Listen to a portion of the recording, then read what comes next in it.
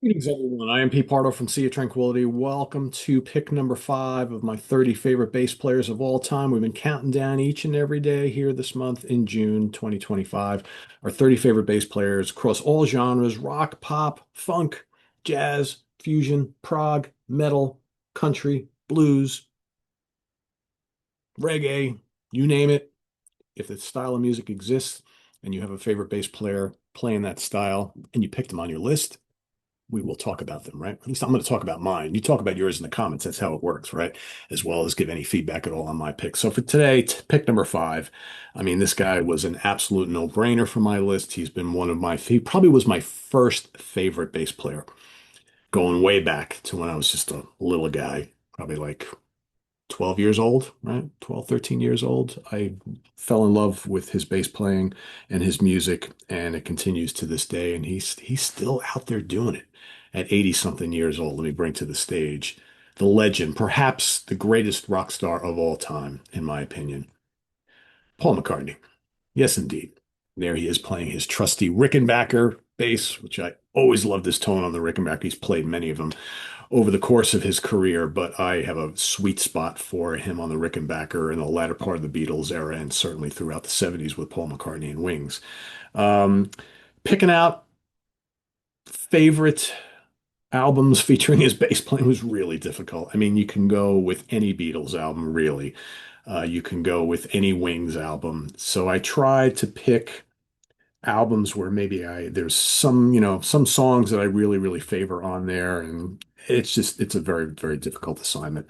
So I'm gonna go with yeah, even now I'm like, God, do I pick this? I'm gonna go with the White Album. You can't really see it there. You could pick Revolver, can pick any of the early albums. I mean, Sergeant Pepper, there's great bass playing on all the albums. So here, this is just like I just kind of grabbed a couple off the shelf.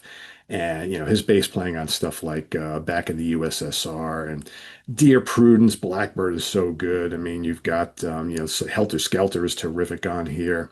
Your Blues, wow. I mean, just that rumbling bass, so good. There's just so many classics on here.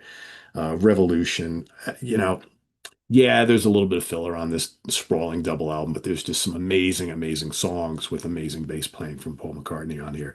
So I kind of wanted to pick that and spotlight that. And of course, or spotlight that. Is that even a word? Spotlight? I think I just created a new word. Gary, paying attention? Spotlight. Put it in the books. Um, Abbey Road. This was the one that jumped out at me first because I had to pick Abbey Road here because A, it's my favorite Beatles album of all time.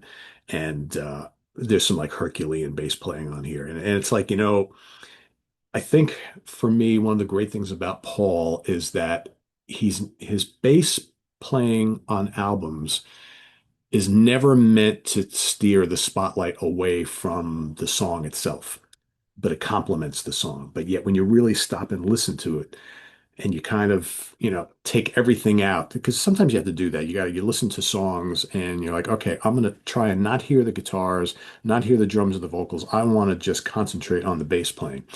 And you could do it with any instrument, right? There's a way to do it. I have to do that sometimes with drumming because, and Lynn Versace's going to get mad at me here because I don't often listen to drumming on in music. I don't pay attention to the drummers. I pay attention to the guitar players and then the singers. That's mainly my thing. But I am very capable of when I want to just listen to a piece of music and say, okay, I'm going to tune out everything else. I'm just going to highlight, spotlight, and hone in on the drums or on the bass or whatever it is. And when you listen to Paul McCartney's bass on any of these albums that I'm talking about today, and really anything else he's ever done, there's some really intricate but very melodic stuff going on there. And he always has really good bass tone, always. And when you really stop and single out his bass playing, you're like, wow, this cat can really move, can really do some awesome, intricate stuff here. He's a very good technician as well, but more, like I said, he's got the feel for delivering in a melodic sense what is right for the song. But yet it's also identifiable and unique on its own, if that makes any sense at all. I mean, Come Together's on here, something. This bass playing something is just so good. Amazing. I mean, you can go through this whole thing. I want you, here comes the sun. The whole Golden Slumber carry that weight sweet at the end. I mean, it's just ridiculously good. And there's just so much great stuff on here. I'm not going to mention every song. We all know the greatness of this album and the songs and his bass playing and everything about it, right? It's amazing.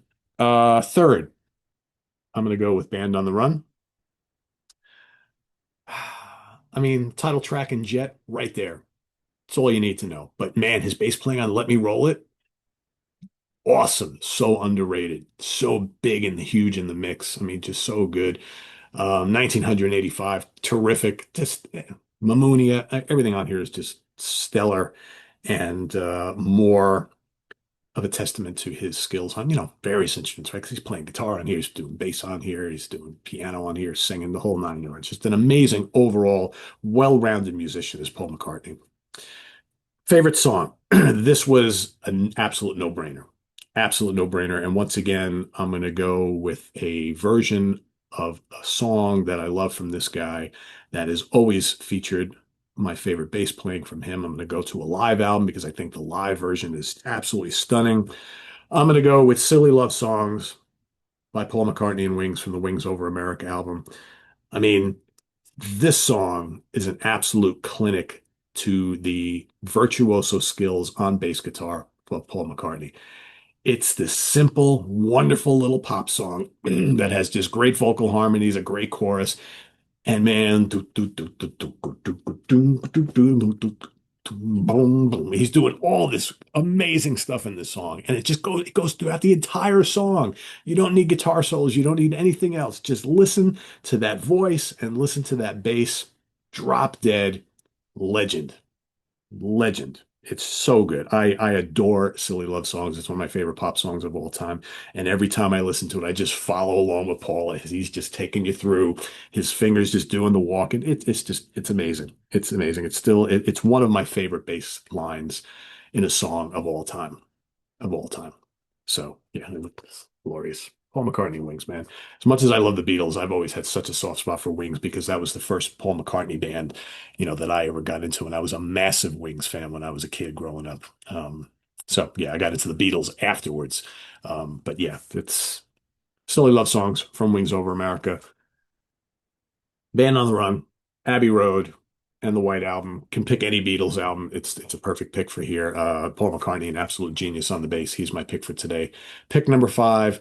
Let us know what you think of Paul down in the comments below. I've seen plenty of you pick. Let me turn around, turn off the Prezi, turn back around so you can see my cool ass Miles Davis shirt the way it's supposed to be seen. See that? Love this shirt. Absolutely love this shirt. And believe it or not, I bought this shirt at Steve Keeler's Rock Fantasy Shop. You wouldn't think you'd find a Miles Davis shirt in a like hard rock and metal shop, but yes, I saw it. I had to have it. I'm like, Steve, take that off the wall. I'm leaving with it today because I'm such a big Miles Davis fan. Anyway, thanks for watching, everybody. List your pick down below. Let us know what you think of Paul McCartney as well. Fill up that comment section, and we'll see you tomorrow for pick number four. Just four more to go before we start doing this for keyboard players. July 1st, which is right around the corner.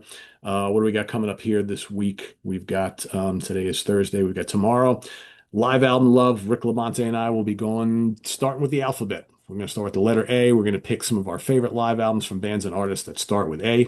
That's coming up tomorrow morning. We've got the Professor's Picks tomorrow afternoon with Ken Golden. We've got on Saturday the UK Connection, first of a two-part series. Wasn't originally planned that way. We're going to be talking about American bands who were huge here, didn't do anything over in the UK and Europe, and UK bands that were massive over there, and it didn't translate here in the States. So we got a full-blown discussion on some bands that were perfect fits for that.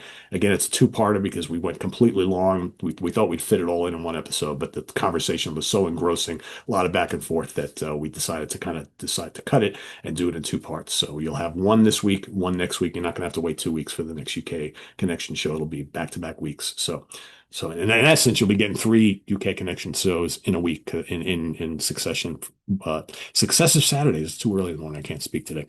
And ranking the albums coming up on Sunday. I'll be giving you Balance, the very cool little AOR melodic rock band featuring Bruce Kulick. Bob Kulick, sorry, man, it's too early. On guitar, great band. Only released 3 albums. I'll be bringing you that. And Craig Kaminsky will be ranking the albums of Nashville Pussy. So that's coming up on Sunday. So till then, visit us on the web at www.seatranquility.org. We're on Facebook, we're on YouTube all together, all the damn time. Thanks for watching. I'm Pete Pardo. Have a good rest of the week, everybody. See you tomorrow morning. Take care. Bye-bye.